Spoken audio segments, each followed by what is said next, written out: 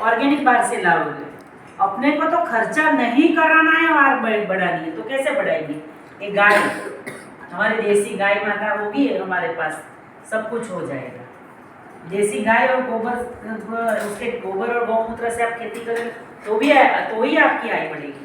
अभी हमको भैया ने वो वीडियो दिखाया, वो बेटा बता रहा है, तो वो आप लोग देखो सुनो कि गाय क्या है, ये गाय क्या है।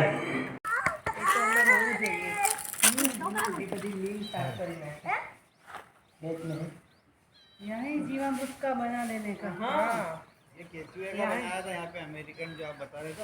हाँ, मिट्टी खाद गोबर गवर्नमेंट भी सब्सिडी वाले हैं। हाँ, वो तो हमारे यहाँ भी देते हैं, आत्मा वाला। ये केचुए का बनाया था, इसमें मौसमी थी, तो भैया ने बताया पत्ती बारी काटी छिटा भर के निकाल दी। क्योंकि वो मोटा डालोगे ना तो सड़ने की प्रक्रिया धीरे धीरे धीरे धीरे होगी। अब वो क्या है, बहुत बड़ा है, जितना बड़ा होता है ना उसमें क्या है, कार्बन स्थिर होता है और धीरे धीरे धीरे प्रक्रिया होती है। और वो क्या है, विघटन फटाफट हो जाता है, तो कार्बन हवा में उड़ जाता है। और ये जितनी भी मोटी लकड़ियाँ होगी ना, वो हम वो आच्छादन करेंगे ना, उसको मल्चिंग। तो काम करने में तकलीफ आती है ना, जैसे ज्यादा लोड लेने की जरूरत नहीं। अभी तो आपको खेत में कोई टेंशन नहीं है। नहीं, बस सिर्फ खरपतवार का है, उसका इलाज मेरे को एक बार मिल गया, फिर मेरे को कुछ नहीं करना। खरपतवार का सबसे मेन पॉइंट है खरपतवार। अभी ये भाई साहब मेरे को हंस के बोल रहे हैं कि यार गाजर मतलब हाँ, जो भी ये जो अपने पास जो भी रहता है गेहूं का उसका, नहीं, गेहूं का नहीं, द्विदल का ही चाहिए। दो दल हाँ, मूंग का चलेगा, चोली का चलेगा, सोयाबीन का नहीं चलेगा। और एक मुट्ठी सजीव मिट्टी अपने खेत की नहीं, अगर आपका खेत पेड़ के नीचे तो चलेगी, बाकी सजीव मिट्टी कहीं सी तालाब की कहीं भी अच्छी है, वो जो उसमें बैक्टीरिया जो जीवाणु हो, होता है, वो एक मुट्ठी, वो मैं आपको खाली 1 बीघा का बताती हूँ। फिर आपको जितना बीघा है, जितना एकड़ है, उस हिसाब से आप मल्टीप्लाई करना है, कर लेने का है। तो आटा आपने बोला कि वो गाय खाती, ऐसा नहीं है।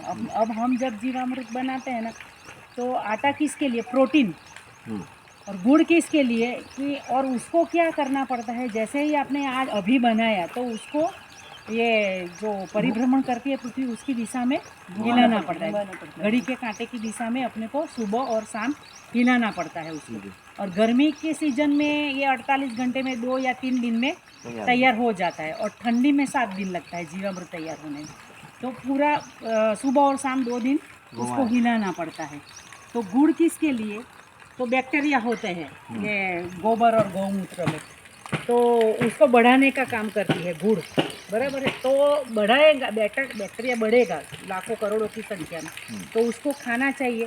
तो खाना कैसे मिलेगा? तो हम ये आटा डालते हैं, प्रोटीन उसको, वो ये जो अपना द्विदली होता है उसमें प्रोटीन होता है, तो उसके लिए हम आटा डालते हैं, तो बैक्टीरिया को खाना मिल जाता है। और जो मिट्टी होती है उसमें असंख्य जीवाणु होते हैं, बैक्टीरिया आ जाता है उसमें, तो उसमें आ जाता है, बराबर। तो हमारा 2 दिन में या तो फिर 3 दिन में तैयार हो जाता है जीवामृत, तो ठंडी में 7 दिन में। तो जीवामृत का ये ओरिजिनल जीवामृत ये है प्रोसेस। मक्खी और ये मच्छर वगैरह नहीं बैठे, क्योंकि वो बेड बैक्टीरिया होते हैं, अच्छा, बाहर का। तो वो उसके साथ मिल जाते हैं। तो जमीन में जो हिसाब से हमको रिजल्ट चाहिए ना, वो मिलता नहीं है। इसीलिए उसको झुटकी बोरी से ढक के रखने का है, छाए में रखने का है। ये पूरी कड़ी धूप उसमें पड़ती है, तो उसको ये आप नीम है उसके नीचे भी बना सकते हो, इधर भी बना सकते हो, या तो फिर उसके यहाँ पर अपन क्या कर सकते हैं? इस जगह पे माता को बचाना है, धरती माता को आपने बचा लिया। और धरती माँ को देखो, गौ अमृतम में मेरा जो गौ अमृतम है, बराबर है, गौ कृपा अमृतम, तो ये अपनी जो खेती है ना उसमें मोनोपोली नहीं है। जीवामृत बना दिया, गौ अमृतम कैसे, कहाँ से बना, पता है आपको? किसी को नहीं पता। किसान को पता रहना चाहिए कि कैसे बना है, और गाय कैसे बचेगी। गाय किसान के घर में होगी ना तो ही बचाएगी, पंजरापोल गौशाला कभी गाय नहीं बचाएगी।